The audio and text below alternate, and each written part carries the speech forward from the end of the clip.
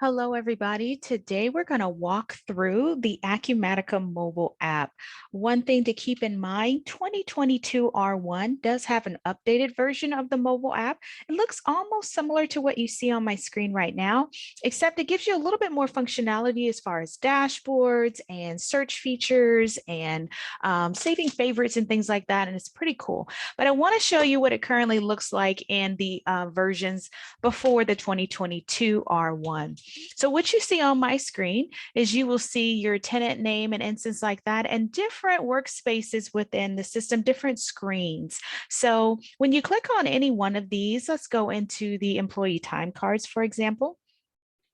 A lot of the screens in the mobile app look almost identical to what you'll see in your desktop version of the system. Of course, the only difference you'll see is that it's more compact because it is a mobile device. One thing to also keep in mind is the mobile device actually does real-time data. So as you're putting in time cards, as you are putting in expense receipts and different things like that, you can begin it on your mobile device and you'll immediately see it on the desktop version and vice versa. So if I'm here on my employee time card screen, I can come in here and click the plus sign and create a new employee time card. So if I click on that here, it's going to give me the opportunity to do that. And there we go. So just like you'd see in the desktop version, your reference number is going to autofill once you save it. You have your on hold status and the current week of your time card. So you can put in, just like the desktop, summary or detailed version of your time card. So let's just put in the summary version right here. And then if I click on my three little dots here, you'll see the different options you have on the mobile device, just like you do on the desktop. But then I'm just going to click the plus sign and just add a few hours into the system here. My earning type pulls in automatically as regular because that's what I have it configured as. But then I can come in here and click on my projects and indicate which project that I want my time card to fill in. I can start typing the name of my project and the system's going to pull it in, give it a project task, and we'll have it come in here.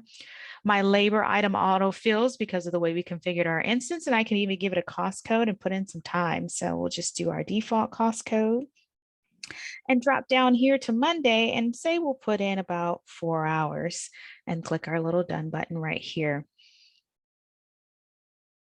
There you go. I'm going to update it. And now I have this in the system. I got my 4 hours for one day in my time card. And then I can come in and save it and see it on my desktop version. So if I come back in here, I have this. Got my 4 hours in the system.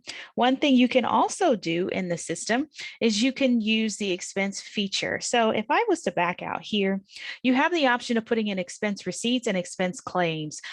In order to be paid for it, they need to physically put in a claim in the system. So you don't necessarily need to use expense receipts, but the wonderful feature of the mobile app is that you can use expense receipts and let the system read the actual receipt and pull in that information from there. So if I click on expense receipts, and if I click on my camera down here in the bottom right-hand corner, I can take a picture of a crumpled up old receipt I have in the system. I can make an adjustment. If I have too much data at the bottom, I don't necessarily want to see, and click done. And the system is actually going to use recognition software and read the details of the receipt and pull that into the actual expense receipt screen. Very useful for people who are on job sites, your sales representatives, things like that, who need to purchase things. And there you go. It brings in the description where it went to, even though the receipt was crumpled up. It's very good at reading information like that. Keep in mind that it does learn. So if it doesn't read it the first time or as you're using it, the more you use it, it's going to begin to learn that information.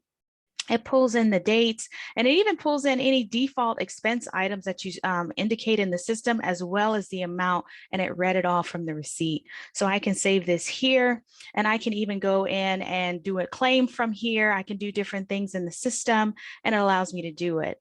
Another thing you want to see a lot of our customers use is the field service portion of the system. So if I scroll on down and come down here to my appointment list, you're going to see different things like your techs. If you have plumbers techs, if you have HVAC techs, you can issue appointments to them back in the job site or in the corporate office, and they can utilize these appointments and come in here and bill on it. So I have a paused appointment here. I can come in here into this paused appointment. They can actually, if you give them permissions, if they're out on a site, they can add more information to the ticket. So say they need to purchase something and they need to buy it on the spot and come back to the site. The system allows them to do that. It allows them to go out and purchase something, add a purchase receipt on the appointment and add it to the actual appointment and bill for it. So it's a pretty nice feature. Again, you're going to see a lot of the same information you see on the desktop, but you won't see every single thing because some of those screens are pretty big. So in order to see it on an actual mobile device, you kind of need to condense some things. It won't let you see every single little detail. A lot of our customers get around this because a lot of their techs prefer iPads or tablets anyway. So if you have an iPad or a tablet, you can of course use the app on those things, but the actual browser would probably be a preferable option as well. So I can come in here and I can go to details, and like we were talking about, we can add to this. So if I was to click three dots, I can actually create an expense receipt. So I can go to Lowe's, go to Home Depot, wherever I go to, take a copy of my expense receipt. And instead of going through the normal receipt that we looked at, I can do create expense receipt from here. It's going to actually add it to the appointment, and now I can add it in. So I can actually take a picture and add that information there, or I can just type it in the system and now it's billable. So we can just say Lowe's and let's give it an expense item. So we'll just say some supplies, and the amount will say maybe $25. And Acumatica has the option of doing for an employee to pay with their personal card and be reimbursed for it, or they can use their corporate credit card. So they have those options as well. They can mark it as billable. So let's go ahead and do that.